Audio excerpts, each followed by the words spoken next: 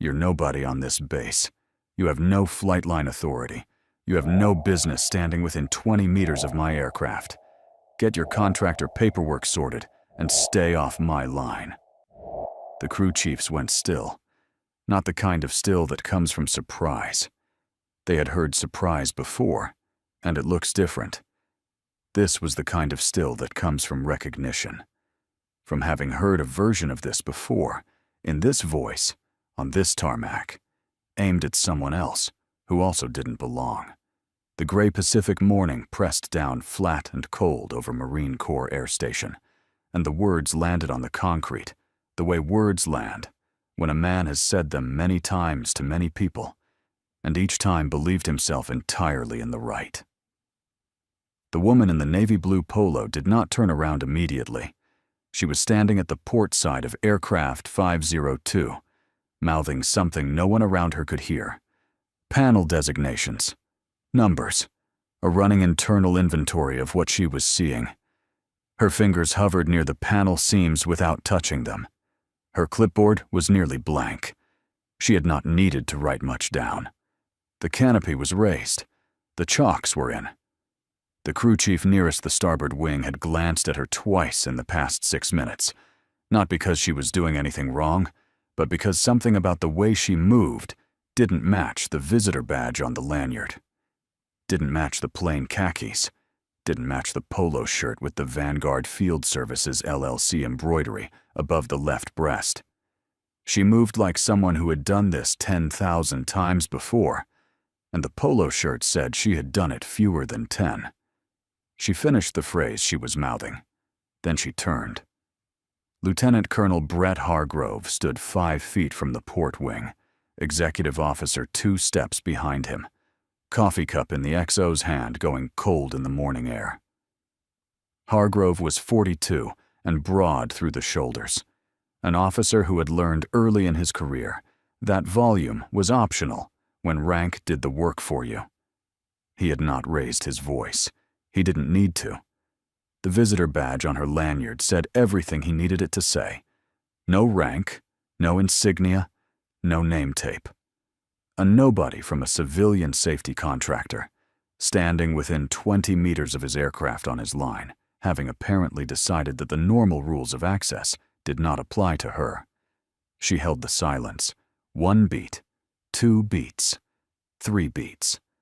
Not hesitation. The deliberate kind that belongs to someone letting the other person finish completely, ensuring there is nothing more coming before responding. Then she turned back to the aircraft. Her left hand rose toward panel L42F on the upper aft fuselage. She didn't move to it imprecisely, didn't scan to locate it. She went directly to it. Her hand arrived at exactly the right position on the aircraft skin, and she read the panel code aloud, softly, to no one in particular. The number was exact, not approximately exact. Exactly. Precision that stops a person for a half-second because they realize the speaker did not just identify the panel from a chart or a reference card.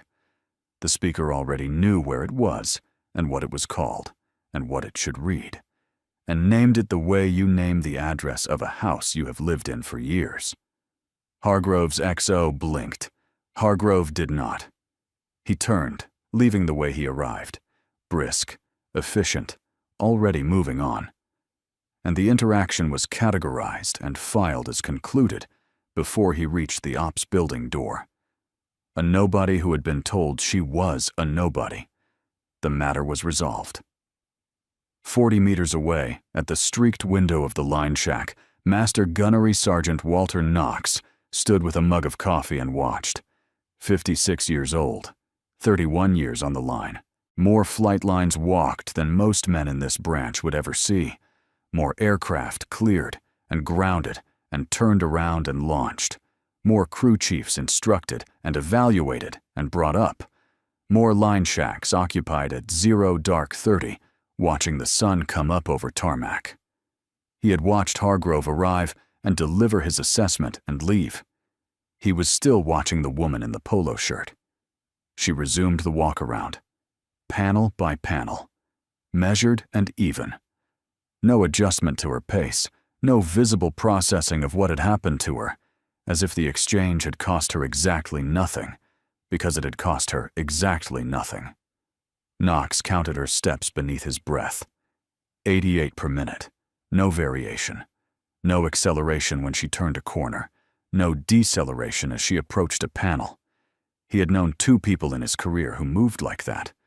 Both of them had come from Yuma. He set his mug down on the windowsill.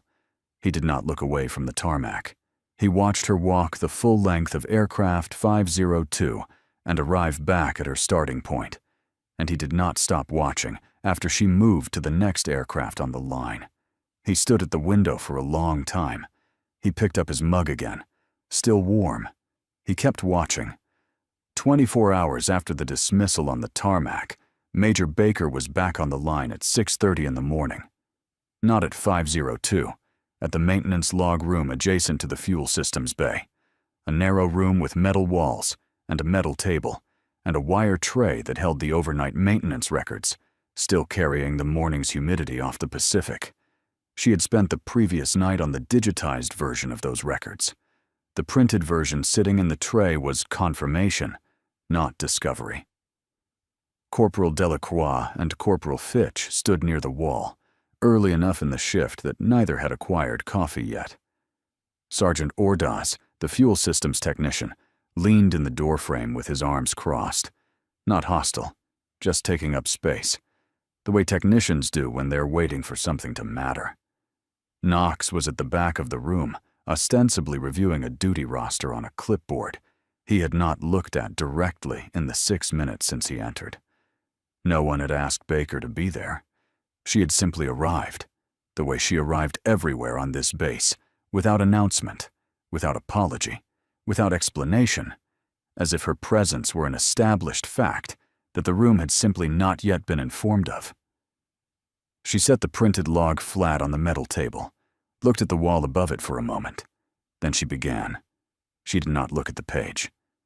Upper aft fuselage panels. Torque reads 4.4 to 4.8. Spec is 5.2. A pause. Patience, not hesitation. The pause of a person who already has the next item fully formed and is giving the room time to process the current one. Manifold transfer rate is 72 pounds per minute below tolerance. Another pause. And you have a 109-hour airframe discrepancy on the log for this aircraft. Not rounded. 109. The intervals between the numbers stopped you, made you notice even if you couldn't name what you were noticing. The difference between a person searching for a number and a person waiting for the room to catch up to a number they've been holding for 12 hours. She had not looked at the page. She had not approximated. The numbers arrived with the specificity of direct recall. Torque values in foot-pounds, transfer rates in pounds per minute, airframe hours with no rounding error. Delacroix looked at Fitch. Fitch looked at the log. Ordaz had stopped leaning. The door opened. Hargrove came in from the corridor. He scanned crew chiefs, tech, the contractor at the table, and addressed the crew chiefs directly, voice completely level, as if reading from a policy document. That is a civilian contractor from a flight line safety firm. She has no maintenance authority. You are not required to respond to any findings she presents. He did not look at Baker once. He turned and left. The door closed. For a moment, the room held the particular silence that arrives after a senior officer exits. The involuntary stillness of men who have just been told what to think and are deciding whether they agree. Then, without coordination, everyone in the room looked at the door Hargrove had just walked through. And then, also without coordination, also involuntary, they all looked at her. She was capping her pen. She set it on the table. She slid the log back into the wire tray and straightened the stack so it aligned with the tray's edge. A small act of unhurried finality, the gesture of someone returning a tool to its proper place, as if none of the rest of it had happened. as if 24 hours of audit work had simply been completed and required no other comment. Knox watched from the back of the room. His face had shifted, not surprise, a hypothesis forming. The specific expression of a man assembling pieces and finding that each new piece fits the shape he suspected it would fit, and is beginning, carefully, to understand what kind of structure he is looking at. He left without speaking. That afternoon, alone in the line shack, he pulled out his personal cell phone and opened a contact list he had not touched in 4 years. He found a name. He stared at it for a long time. He did not dial. Not yet. But he left the phone on the table in front of him, open to the number, face up, for the rest of the shift. The way a man leaves a tool out when he's not ready to use it, but wants it close to hand. By day 3, the contractor in the navy blue polo had become a social object. Someone had photographed her visitor badge on the line and pushed it through the squadron group chat with 3 laughing emoji and a pinned message. Madam Polo. It wasn't crude. It didn't need to be. Soft institutional contempt is more durable than crude contempt. It travels further and requires less maintenance. It just needs the right culture, shaped from the right person at the right level of authority, given just enough air to keep breathing. Hargrove hadn't created this. He had simply built the conditions for it to create itself. In the squadron ready room at 7:45 in the morning, Captain Morrow and First Lieutenant Rains were scrolling through the thread and laughing. First Lieutenant Maya Serrano stood in the corner, not laughing. 27 years old, youngest female pilot in the squadron, her promotion file currently sitting in Hargrove's desk drawer, unopened, untouched, invisible to the evaluation system for 11 consecutive months. Someone read aloud from the group chat, in the voice people use when they believe the humor is shared. Master Guns wants the hangar swept before the real auditor shows. Serrano, you're up. 0430, brooms by the East Bay door. Serrano said nothing. She took out her personal notebook and wrote it down. She did not argue. She did not look to the room for support. She wrote down the time and the location, and she closed the notebook. At 4:32 in the morning, she was in the East Hangar Bay with a broom, under fluorescent lights that had come on automatically at her entry, and seemed, in the empty bay, slightly too bright. The bay did not need sweeping. This was the point. This was always the point. Baker entered from the tarmac door at 4:36, clipboard under her arm, pre-dawn audit circuit begun. She stopped at the threshold. 1 pass, the scan she ran on every new space, so practiced it barely registered as deliberate. High to medium to low, cataloging exits, sight lines, contents, context. She completed it in under 2 seconds. She understood what she was looking at. She set her clipboard on a supply crate. She took a second broom from the wall rack. She moved to the near half of the bay and began to sweep. Efficient, even strokes. No comment, no acknowledgement, no expression of sympathy or outrage. They swept the bay in silence together. The fluorescence buzzed overhead. Outside the tarmac door, the Pacific dark was just beginning to loosen at its edge. Near the end, when the concrete was clean and the silence had settled into something less sharp, Baker spoke quietly, without turning to look at Serrano.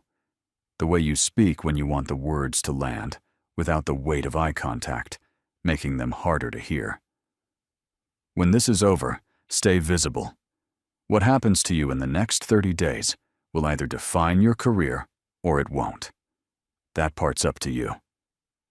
Serrano kept her eyes on the floor and kept sweeping. She did not ask what this meant or when it would be over. Something in the voice, the flat, unhurried certainty of it, the absence of performance, told her that asking would be beside the point. This was not a person speaking from hope. This was a person speaking from a known outcome. Baker picked up her clipboard, walked back out to the tarmac. Mid-morning on the flight line, 3 pilots watched from the tarmac edge as she crouched at the auxiliary cooling intake on aircraft 504 and photographed a cracked seal.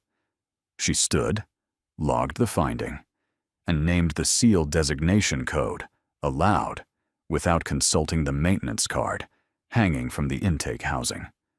The 3 pilots went quiet in sequence, the specific quiet that arrives when something a person has been privately doubting stops being private. That afternoon, alone in a side conference room, she sat with her audit forms and wrote without pause, without erasure, without checking source notes. She filled the last line, capped the pen, set it on the table. She looked up at the flight line through the conference room window.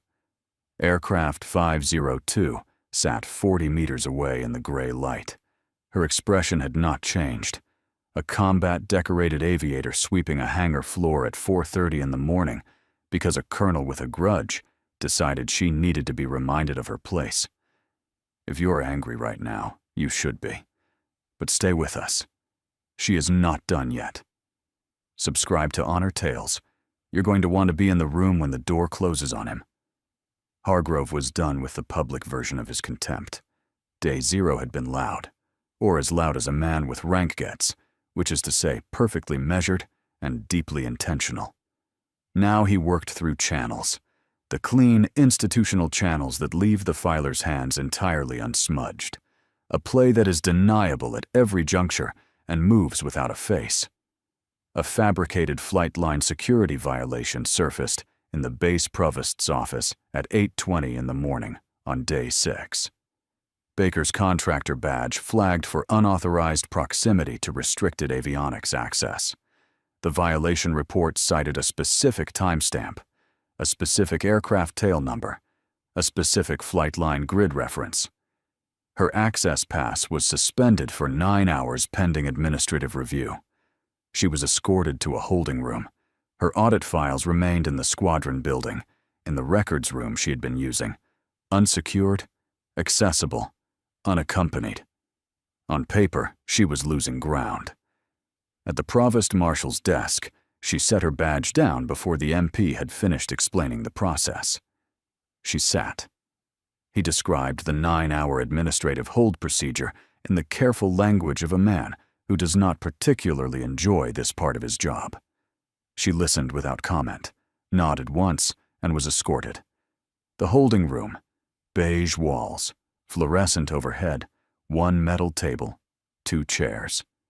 No windows, the hum of the ventilation system. She did not pace, did not sit with her arms crossed and her jaw tight, did not check her watch. She sat at the table and wrote, by hand, from memory, unhurried, a consolidated list of everything she had found across 6 days of field work.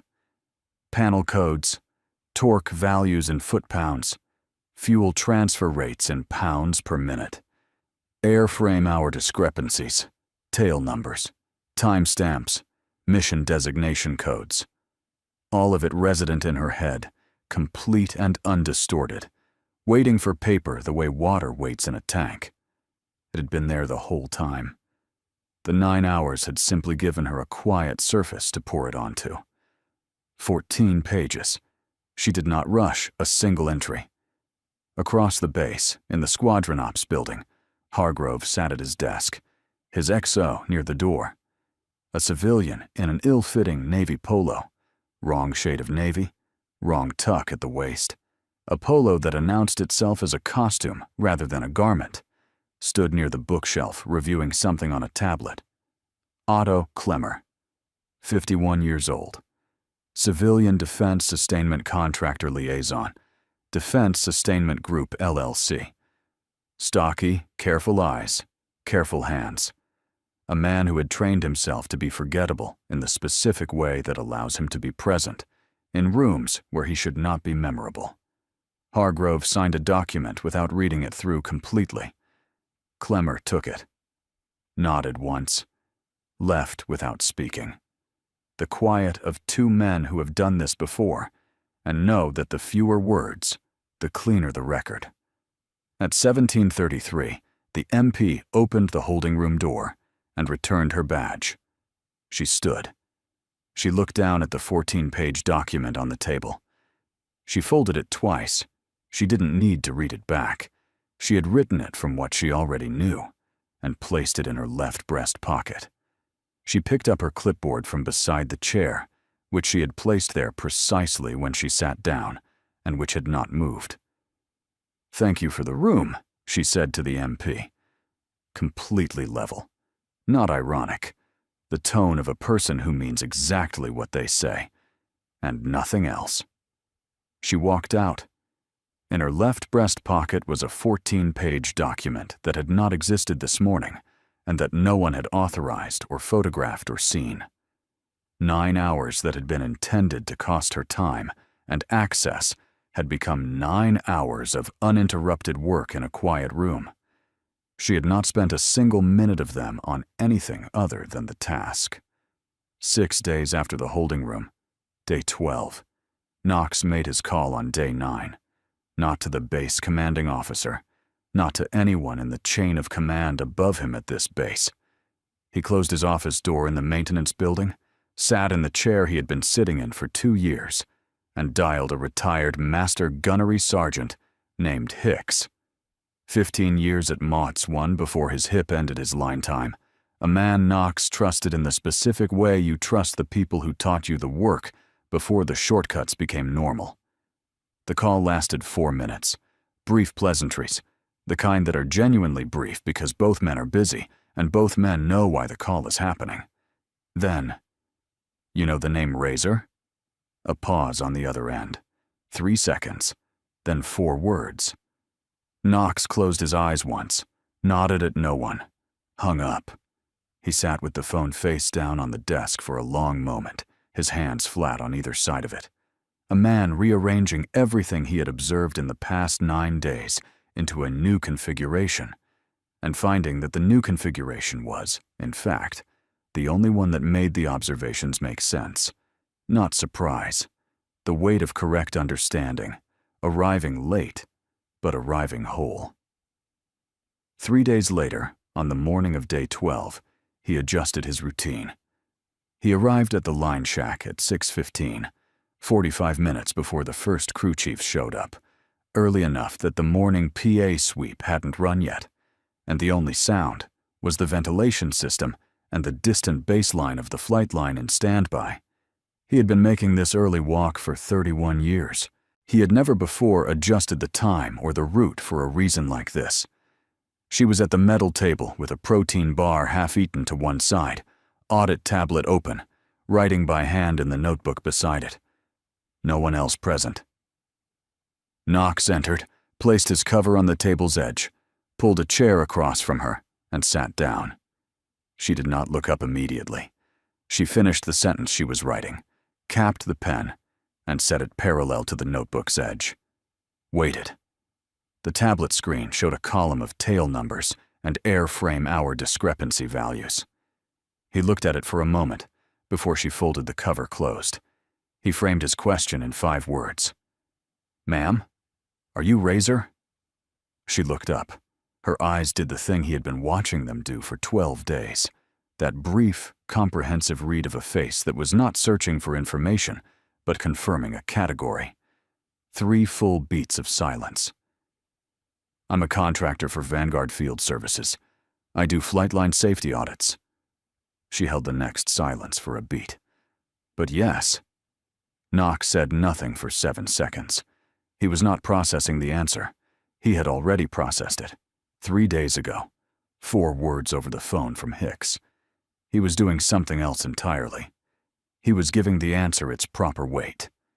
31 years on the line, and he had sat across from 2 people in all that time who carried themselves the way she carried herself, both from Yuma. He had spent 12 days watching her absorb everything this base could do to her and give back nothing. No adjustment, no flinch, no visible acknowledgement that any of it had landed. Now he understood why. He nodded once and stood. Later that morning, he walked the flight line beside her on her audit pass. Neither spoke. They moved down the line together, her pace and his pace, matching without either of them adjusting to match the other, because the pace was the same pace. A junior captain passed 20 feet away and made an audible comment about the contractor to the pilot beside him. Knox turned and looked at him. No words. The 31-year look, the look that costs nothing to deploy and has never once needed to be explained. The captain found somewhere else to be, with the specific urgency of a man who has just received a message he did not expect and does not wish to receive a second time.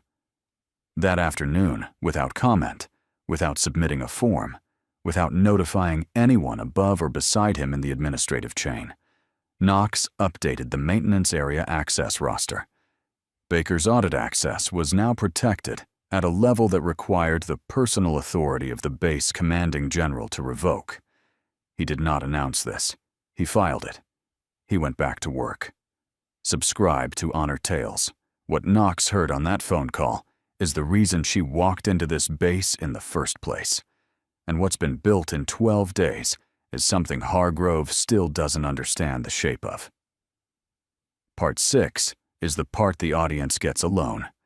9 days after Knox confronted her. 21 days into the audit.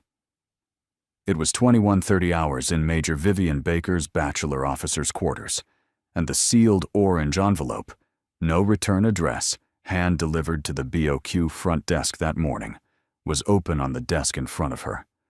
Not an audit document, not official correspondence. Older than the audit, older than this assignment, older than Mott's one even.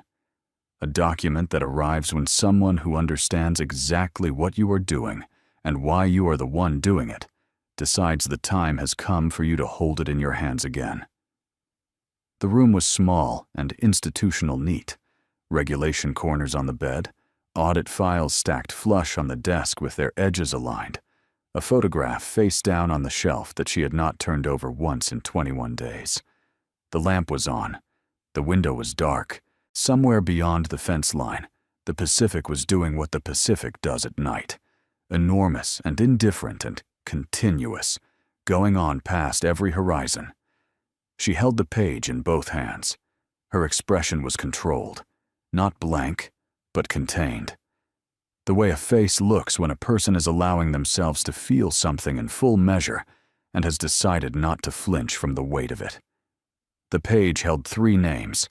The audience heard them in narration once, with space between them. Sergeant First Torres, Corporal Ames, Lance Corporal Deshaun Webb. A close air support mission in denied airspace. November 2021. Pacific Theater, off an LHD-class amphibious assault ship as part of the Amphibious Ready Group. Baker was the strike lead. Her wingman's radio went cold 6 minutes into the egress. Not degraded, not intermittent, not static scored and recoverable. Cold. Final. The surviving element, 4 Marine raiders in a drainage canal under sustained fire, did not have the time it would take to hold until the next available asset cycled into the theater.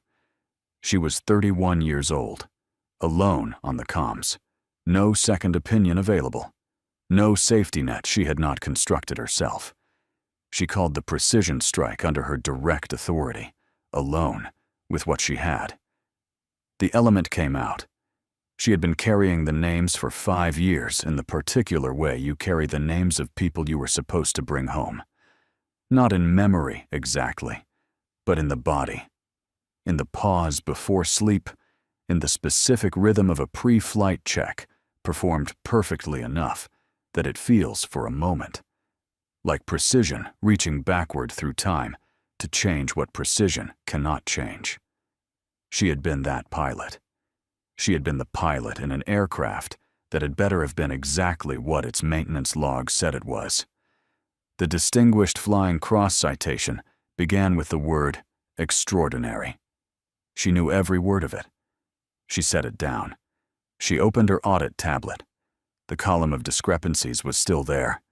tail numbers, component designations, deviation values, timestamps representing 14 months of ghost hours, and falsified entries, and maintenance data that had been shaped to serve a kickback network instead of to keep aircraft airworthy. She added 3 new entries, saved the file, and continued. Every false log entry was ammunition pointed at the next pilot, who strapped into an aircraft someone had already decided wasn't worth maintaining honestly. She had been that pilot, over-denied airspace, alone. She intended to make sure no one else would be. She worked until 12:15 in the morning. At 05:30, she set her alarm. At 0600, she was back on the line. 28 days after the opening dismissal on the tarmac, Baker had filed a formal internal safety hold on aircraft 502. Documented, dated, countersigned by the maintenance watch officer. Torque specification variance on the upper aft fuselage panels. The 109-hour airframe discrepancy. Fuel manifold transfer rate below tolerance by 72 pounds per minute. On record. Real. Unambiguous in its language and unambiguous in its authority. At 9:10 in the morning on day 28, Hargrove ordered the aircraft taxied and launched anyway. Baker was standing 14 feet from the chocks when the engine began to spool up. Across the tarmac, Knox stepped into the line shack window. The crew chief at the starboard wing looked at Baker, then at the ops building, then back at Baker. The look of a man who has just realized he is standing at the exact point where 2 objects in motion are about to discover each other. The aircraft moved. She stood there for exactly 1 second, the specific duration of a person confirming that what they are observing is what they believe it to be, that the aircraft is in fact moving against an active hold, that this is not a miscommunication or a procedural error, but a deliberate act by a commanding officer who has decided his authority supersedes documented airworthiness concerns. 1 second. Complete. She stepped in front of the chocks. 1 step, deliberate and unhurried, placing herself in the tow path with the calm economy of someone who has decided exactly where to stand and finds no reason to hurry about getting there. An MP appeared from behind the nose gear and gripped her left arm. She did not move. Her feet were flat and planted. She looked at the aircraft. Not at the MP. Not at the ops building. At the aircraft, at the whole documentation visible on her contractor tablet, at the panel L42F she had first identified on day 0 at the machine itself. Hargrove appeared in the ops building doorway 40 meters away. She turned to face him. She raised the tablet. Safety hold. Reference. 774 Alpha. Aircraft 502. Upper aft fuselage panel. Torque variance outside 5.2 foot-pound specification. Fuel manifold transfer rate below tolerance by 72 pounds per minute. Airframe hours. Discrepancy 109 hours unaccounted. This hold is current and countersigned by the maintenance watch officer. This aircraft does not move. Her voice was calibrated to carry across the tarmac, to the crew chiefs, to the MP, to the pilot sealed in the cockpit above her, to the personnel near the ops building. She had not raised it. The tarmac was flat, and the wind was light, and she did not need to raise it. She simply needed to speak with the authority of someone who knows that every word they have said for 28 days is documented and time-stamped and already beyond anyone on this base's ability to unsay. The pilot shut down the engine.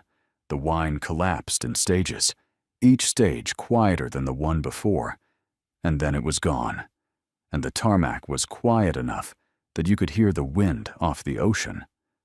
The crew chief at the starboard wing did not move. The MP did not release her arm. No one moved. Hargrove stood in the doorway. She looked at him. For the first time in 28 days, for the first time since the morning he had stood at her port wing and told her she was nobody. She smiled. Small, private, almost amused. Not warm. Not triumphant. The quiet, contained smile of someone watching the last piece fall into exactly the position they have been building toward. In the line shack window, Knox raised his phone. The shutter was silent. He took 3 photographs in sequence. The MP gripping her arm. The aircraft stopped mid-tow path. Baker reading the hold aloud to the open tarmac. He transmitted them to a secured address he had been given 4 days ago by a person whose name he had never spoken on this base. Hargrove stood in the doorway and watched her smile. Something moved in him that wasn't impatience and wasn't contempt. Something older and colder. He did not know what she was smiling about. That was the thing. In 28 days of certainty, in 28 days of authority and dismissal and documented institutional pressure, the one thing he could not account for was this smile. And that, more than anything, was the thing he could not put down. 2 hours after the standoff at the Chalks, Baker was still on the flight line. The safety hold on 502 was logged with the base legal officer. The 14-page handwritten document from the holding room, countersigned copy now in a secured submission, was already beyond any mechanism on this air station's ability to recall or alter. The photographs Knox transmitted were time-stamped and in a secured file. 28 days of silence and documentation and precise measured movement, all of it built into a structure that did not require her to announce itself. Structures like that become visible when the time is right, and she had always known when that would be. At 11:47, the base public address system activated. Every crew chief, every pilot, every maintenance technician, and operations clerk, on or near the flight line, stopped what they were doing. 78 personnel, spread across the tarmac and adjacent bays, in the refueling area, and along the line. The voice on the PA was the flat, procedural voice of a system that has no opinion about what it is announcing. Attention on the air station. Inbound flight of 2 MV-22 Ospreys requesting Razor 10 on the line. All ground personnel, Razor 10 on the line. Hargrove, standing near the ops building door, went very still. Baker, near aircraft 502, did not move. She already knew what Razor 10 meant. She had known this moment would come. Not the hour, not the day, but the form of it. She had been Razor for 5 years. 22 minutes later, at 12:09, 2 MV-22s came in low over the Pacific fence line in formation. The controlled, deliberate approach of aircraft that are going to exactly the place they intend to go. The lead aircraft set down on the tarmac. The ramp descended.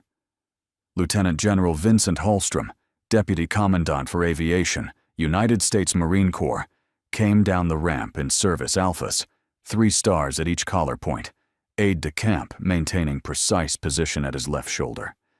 He was a man who had spent decades on flight lines and tarmacs, and in aircraft and in command, and he moved across the tarmac with the specific economy of someone for whom this environment is home. His eyes crossed the tarmac in one deliberate pass. Found Baker. He crossed to her. He rendered a full formal salute. She returned it, crisp, correct, unhurried. The aide stepped forward and called her by full designation in a clear voice pitched to carry. Rank, name, unit, billet, call sign, each element given its full weight, one at a time, in sequence. The words moved through the morning air and arrived at every set of ears on that tarmac in sequence. Major Vivian Baker, Marine Aviation Weapons and Tactics, Squadron 1. Lead F-35, Bravo Weapons and Tactics Instructor and Operational Test Director. Razor. Every head on the tarmac turned. The involuntary synchrony of a group that has just been handed one piece of information that recontextualizes everything it previously understood. Knox stood in the doorway of the line shack. He was the only person present whose expression did not change, because he was the only person who had come to this moment, having already known. Hargrove's face moved through 4 distinct states in under 10 seconds. The audience watched each one arrive and pass. Confusion. Who is she? The contractor. The Polo. Nobody. Madame Polo, the woman who swept the hangar at 4:30 in the morning, into disbelief. That can't be right. That's a visitor badge. That's a Vanguard Field Services logo. Into recognition. MOTS 1, Yuma, WTI, operational test, the audit, all 28 days of it. The holds, the discrepancies, the 14 pages in the holding room, the photographs. Into horror. Not at what she was, at what she had built, at when it had begun, at how many people had already seen it, and how far beyond his reach any of it now was. The second Osprey's ramp came down, and 4 NCIS agents descended in 2 pairs, moving through the crowd with the quiet deliberateness of people who are executing something that was written down days ago and whose outcome has already been determined. For 2, maybe 3 seconds, the entire tarmac was silent. 78 Marines standing on a Pacific Coast flight line, watching a 3-star general render a full formal salute to a woman in a navy blue polo shirt and scuffed black boots, and every single one of them understanding, at different speeds, in different orders, with different degrees of completeness, what that meant, what 28 days of silence had meant, what nobody on this base had meant. Hallstrom lowered his salute. Major Baker. MOTS 1 sends its regards. Your audit is complete. She stood at parade rest on the tarmac. Her expression had not changed since the chocks, since the smile. The first NCIS agent reached Hargrove. By that time, his face had passed through anger and through disbelief and arrived at something flat and hollow. The expression of a man watching 28 days of certainty become nothing. No move left to make, nowhere left to stand. All of it already documented, transmitted, submitted, beyond the reach of any authority on this air station. He had been outmaneuvered on day 0 before he had known there was a game. The reckoning moved faster than anyone had anticipated. Within 48 hours of the tarmac, the Defense Sustainment Group LLC accounts were frozen. Within 72 hours, 2 F-35 Bravo sustainment contracts were formally revoked. The NCIS case file listed 4 Marine Corps officers, 1 civilian contractor liaison, 11 counts. The $12 million kickback network, built on falsified maintenance data, ghost airframe hours logged against aircraft that were never in the condition the logs claimed, maintenance documentation shaped to serve a financial arrangement rather than an operational requirement, came apart at every seam simultaneously. Dismantled in the time it takes to execute one properly drafted warrant package, once the package has been prepared by someone with 28 days of methodical, uninterrupted evidence collection, and the patience to wait for exactly the right moment. The corrected airframe hour entries moved through the Pacific Fleet's F-35 Bravo mission-capable rate data within 72 hours. Numbers that had been wrong for 14 months, mission-capable rates reported as compliant when they were not, aircraft logged as airworthy that were not, corrected in the record. The data had always been there. Someone had only needed to be willing to stand in front of a moving aircraft, in front of 78 witnesses, on a gray Pacific morning, and say so clearly enough that it could not be unsaid. In a line shack at MOTS 1, Yuma, Knox answered a call on his personal cell. He listened. He nodded. He hung up. He sat for a moment with the phone on the metal table in front of him, the same posture he had held 9 days after day 0, when he first dialed Hicks and waited for an answer. And then he went back to work. In the squadron ready room, the same ready room where Madame Polo had trended in the group chat, where 2 pilots had laughed over morning coffee at a visitor badge. First Lieutenant Maya Serrano stood alone when the formal notification arrived. Promotion file, buried in a desk drawer for 11 months, reinstated with full backdating effective immediately. She read it twice, folded it, put it in her chest pocket. walked back out to the line. She did not stop to process it in the ready room. She did not look around for someone to tell. She folded it and put it where she would carry it, and went back to the work. Some things don't need to be said out loud to be settled. At a regional airfield in Northern California, on day 28, at 1940 hours, Otto Klemmer boarded a private charter aircraft. Civilian suit, single carry-on. Nothing marking him as a defense contractor, nothing connecting him to Defense Sustainment Group LLC, or the $12 million network, or the 4 officers now in custody. Geneva. He was careful, and he had been careful for a long time, and being careful had kept him ahead of consequences before. The warrant team arrived at the terminal at 21:10, 90 minutes after wheels up. Klemmer was already over the Pacific. The man who knew the shape of the whole network, the processing layer, the name in the file that connected the fraud to its financial architecture. Gone.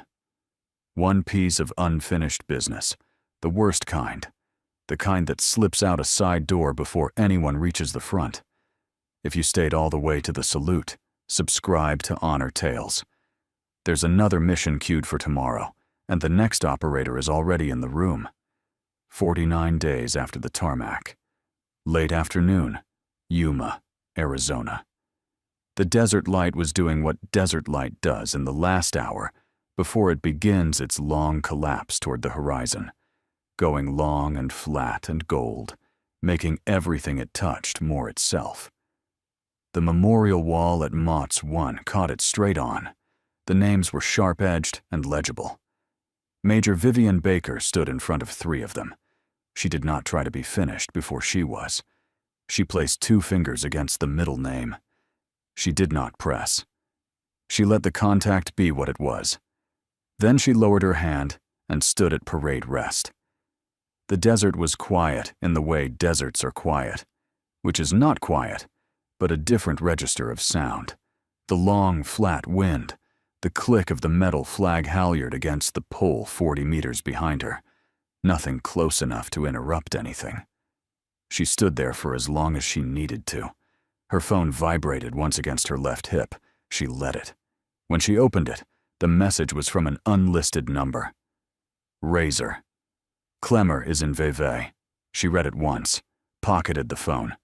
She stood at the wall for one more moment, not to delay, not to gather herself, but to finish the standing, to give it the full measure it required. Then she turned and walked back toward the operations building. Vevey, Lake Geneva Basin, Western Switzerland. The man who held the architecture of the network was already there, careful and practiced, certain he had slipped through the only gap that existed. He had been careful about everything except the one assumption, that the audit on the Pacific coast had been what it appeared to be, and the woman conducting it had been who her badge said she was. She had a flight to catch.